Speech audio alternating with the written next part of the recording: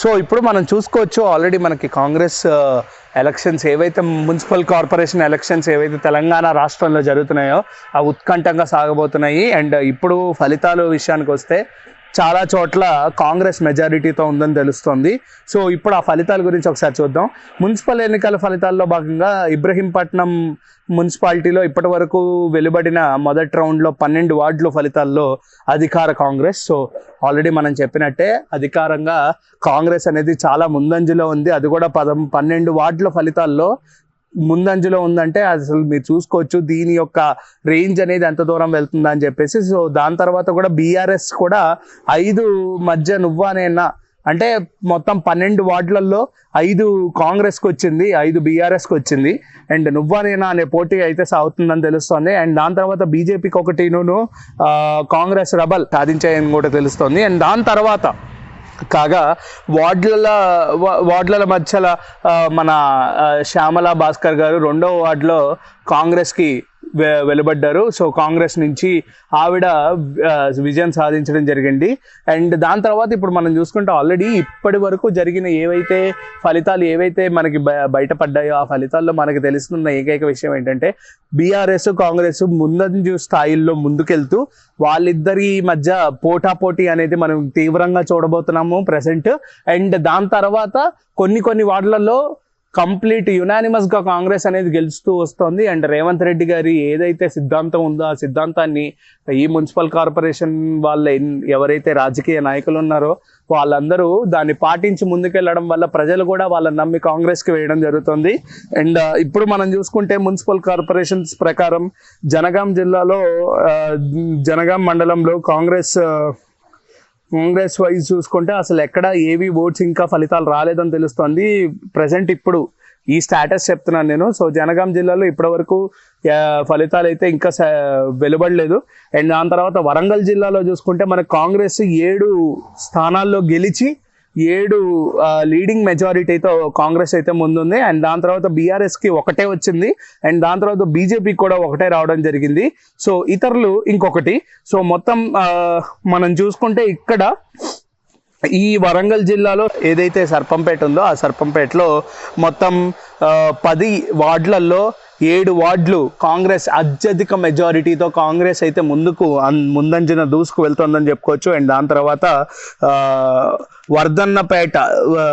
వర్ధన్నపేటలో మనకి ఏదైతే 2 వార్డులు ఉన్నాయో ఆ 2 వార్డులు మొత్తం కాంగ్రెస్కి వేయడం జరిగింది. సో ముందంజ స్థాయిలో కాంగ్రెస్ ఇంత దూరం వెళ్ళడానికి ఏకైక కారణం మన రేవంత్ రెడ్డి గారు.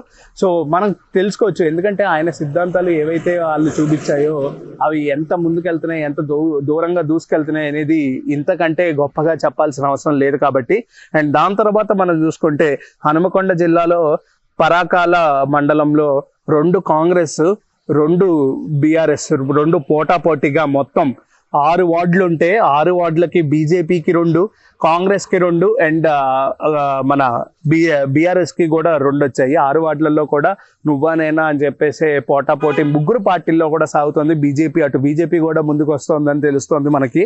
సో దాని తర్వాత మహబూబాబాద్ జిల్లాలో దోర్నకల్ మండలంలో 10వ స్థానాలు మొత్తం 14 స్థానాల్లో 10 స్థానాలు కాంగ్రెస్ అయితే ముందుకి తీసుకురావడం జరిగింది. అండ్ అది కూడా మనకి అత్యధిక స్థాయిలో ముందుకెళ్ళిపోతుందని చెప్పుకోవచ్చు. సో 14 స్థానాల్లో మొత్తం 10 స్థానాలు కాంగ్రెస్ అంటే ఇది ఎంత ముందు మెజారిటీ, ఇది ఎంత దూరంగా వెళ్తుందో మనం ఆలోచించి మనకి ఇంకా వేరే పాయింట్స్ కూడా మనం చూసుకుంటే ఇప్పటి వరకు వచ్చిన ఫలితాల్లో మొత్తం కాంగ్రెస్ ముందంజన ఉండడం అనే మాట ఏదైతే ఉందో అది ఎప్పటికీ అతిశయోక్తి కాదు అని అనిపిస్తుంది ఈ యొక్క ఫలితాలు చూస్తుంటే.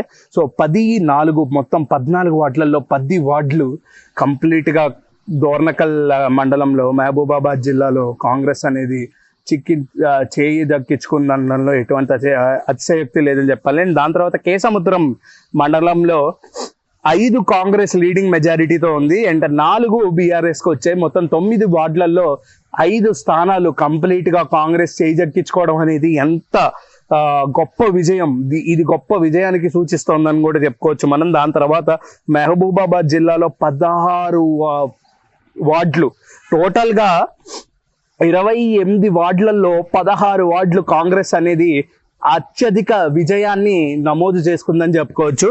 అండ్ దాని తర్వాత బీఆర్ఎస్ అనేది 12 వార్డులు చేజెక్కించుకుంది. ఈ యొక్క మహబూబాబాద్ జిల్లాలో మహబూబాబాద్ మండలంలో 12 స్థానాలు బీఆర్ఎస్కి వస్తే 16 స్థానాలు కంప్లీట్ గా కాంగ్రెస్ చేజెక్కించుకోవడం అనేది గొప్ప సంకేతం. ఇదొక గొప్ప విజయం అని చెప్పుకోవచ్చు. ఎక్కడైతే చాలా మంది నెగిటివ్ గా మాట్లాడారో రేవంత్ రెడ్డి గారి గురించి, అదే ఇప్పుడు పాజిటివ్ గా మారి ఇన్ని ఓట్లు మెజారిటీతో కాంగ్రెస్ ముందంజలో ఉండడంలో ఇది ఎంత దూరం వెళ్తుంది అని మనం ఆలోచించుకోవాల్సిన విషయమే. అండ్ దాని తర్వాత మరిపేడ గ్రామంలో, అదే మరిపేడ మండలం, దాంట్లో 8 స్థానాలు కాంగ్రెస్ అత్యధిక మెజారిటీతో ఉందని చెప్పుకోవచ్చు. సో టోటల్గా ఇక్కడ మొత్తం 14 స్థానాల్లో 8 స్థానాలు కాంగ్రెస్, 6 స్థానాలు ఏమో బీఆర్ఎస్ అనేది చేజెక్కించుకున్న 6 స్థానాలు, 2 స్థానాలు అత్యధికంగా మెజారిటీతో 8 స్థానాల మీద కాంగ్రెస్ అనేది ముందుకెళ్ళిపోతుందని చెప్పొచ్చు. అండ్ ఇప్పటి వరకు తెలుస్తుంది ఏంటంటే మహబూబాబాద్ జిల్లాలోనే తొర్రూరులో ఇంకా ఫలితాలు అనేవి రాలేదని చెప్పుకోవాలి.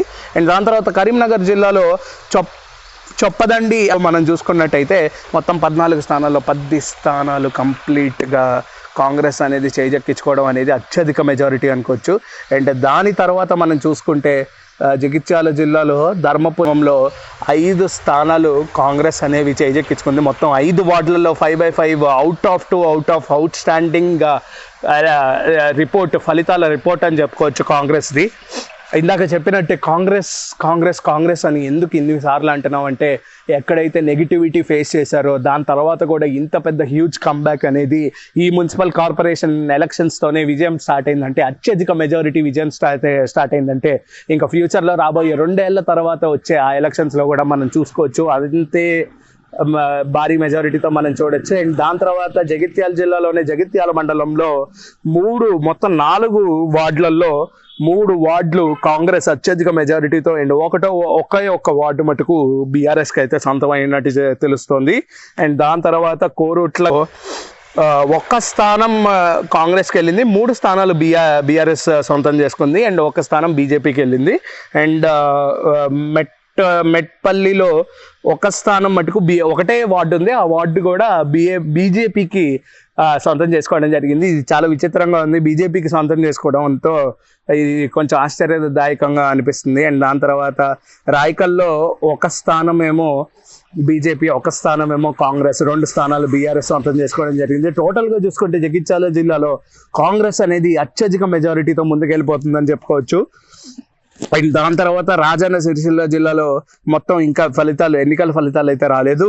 అండ్ దాని తర్వాత పెద్దపల్లి జిల్లాలో అయితే మనం చూసుకున్నట్టయితే మొత్తం 12 స్థానాల్లో, ఇది మంథనిలో మొత్తం 12 స్థానాలు ఉంటే 12 వార్డులు ఉంటే 12 వార్డులలో 11 వార్డులు కాంగ్రెస్, 1 వార్డు ఏమో బీఆర్ఎస్ సొంతం చేసుకోవడం అనేది చాలా పెద్ద విశేషంగా చెప్పుకోవచ్చు. అండ్ దాని తర్వాత అదే పెద్దపల్లి జిల్లాలో సుల్తానాబాద్ మొత్తం 14 వార్డులు ఉంటే అందులో 14 వార్డులలో 12 వార్డులు కాంగ్రెస్ సొంతం చేసుకోవడం అనేది ఇంకా గొప్ప విజయ సంకేతంగా చెప్పుకోవచ్చు ఇది.